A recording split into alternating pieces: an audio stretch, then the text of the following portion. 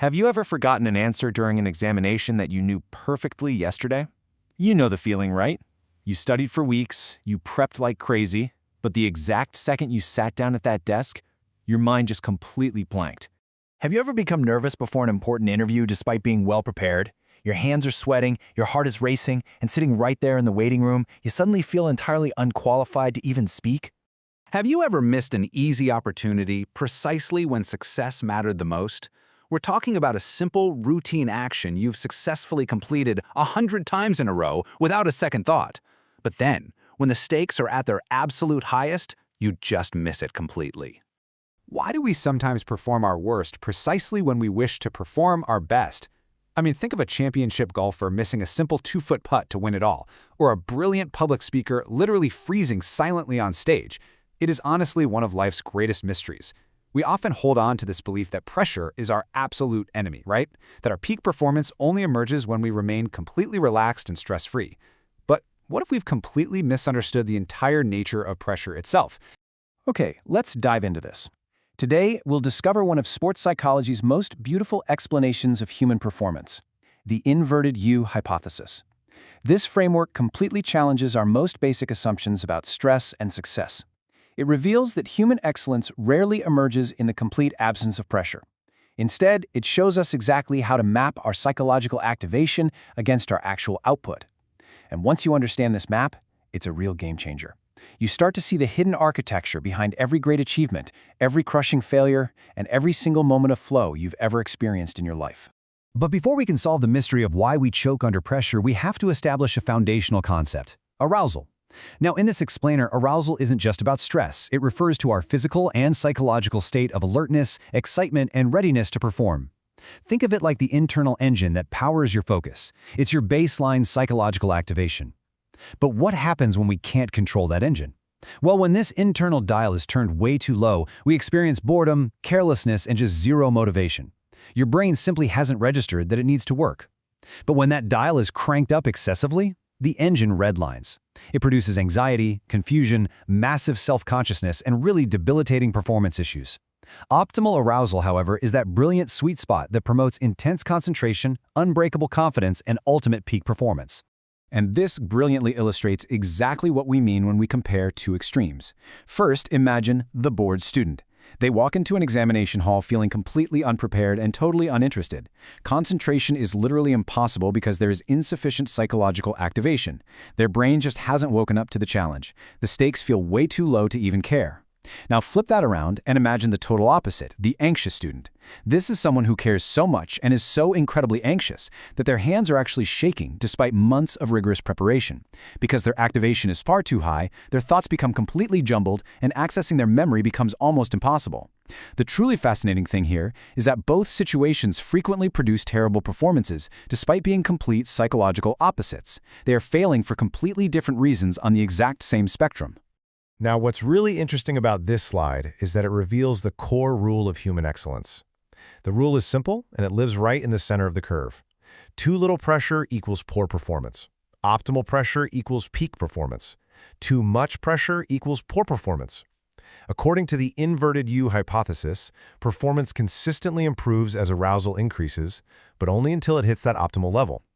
Just imagine drawing a giant upside-down U on a graph. As you move up the left side, adding a little bit of pressure and focus, your performance gets better and better.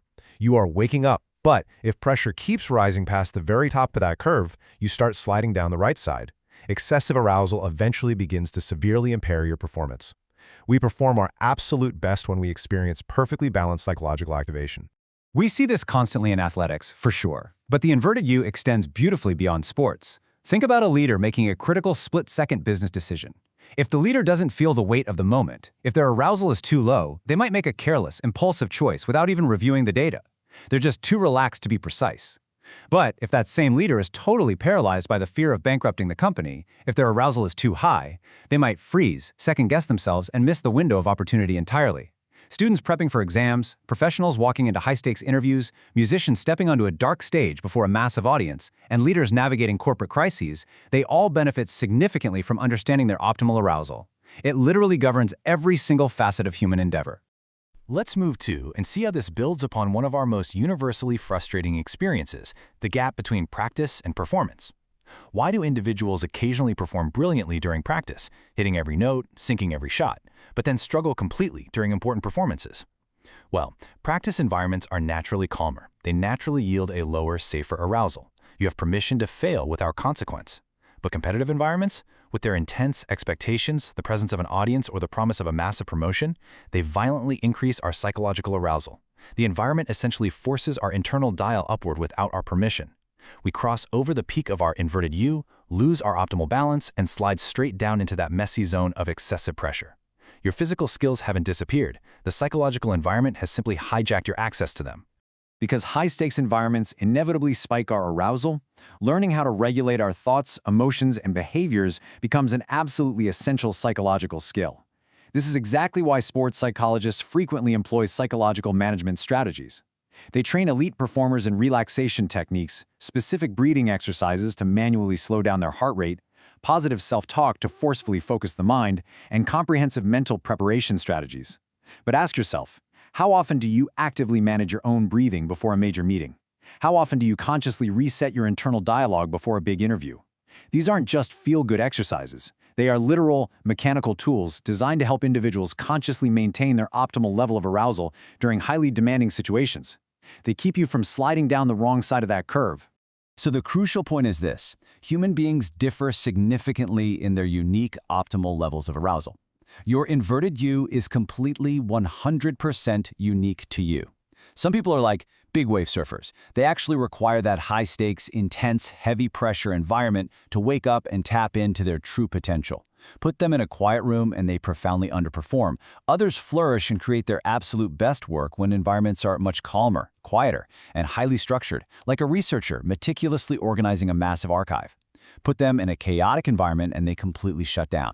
Understanding ourselves and knowing exactly where our personal peak lies on that curve, therefore becomes just as important as understanding the psychological theories themselves. You have to know what kind of environment your specific mind needs to thrive. Perhaps one of life's greatest misconceptions is the belief that calmness alone produces excellence. It doesn't. Extraordinary performances frequently emerge when human beings become sufficiently challenged to remain deeply engaged without becoming psychologically overwhelmed. Human excellence requires a beautiful balance rather than extremes. Remember the rule: too little pressure encourages complacency. Too much pressure produces paralyzing anxiety. But balanced pressure frequently inspires extraordinary performances. Therefore, the goal is not to eliminate pressure, it is to master it. Peak performance lives in the middle.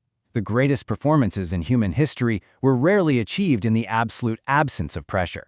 They were achieved because extraordinary individuals learned exactly how to transform that heavy pressure into ultimate focus. So the next time your heart races before a big moment, ask yourself, are you going to let the pressure crush you, or are you going to use it to fuel your peak? And that brings us to the end of today's explainer. Because when you take the time to truly understand your own mind, you hold the absolute power to transform your life. If you found this explainer valuable, go ahead and hit that like button. And jump down below to share your thoughts in the comments. We'd seriously love to hear how you manage your own optimal arousal under pressure. Be sure to share this with friends, teammates, or colleagues who could use a little help mastering the pressure in their own lives. And if you haven't already, please subscribe to Beautiful Mind to join us on this continuous journey. We're constantly working behind the scenes, and we've got some really exciting things coming soon. Every single week brings a new question and a completely new discovery about human nature. Thank you so much for letting us share these ideas with you. We'll see you again next time, right here at Beautiful Mind. Take care.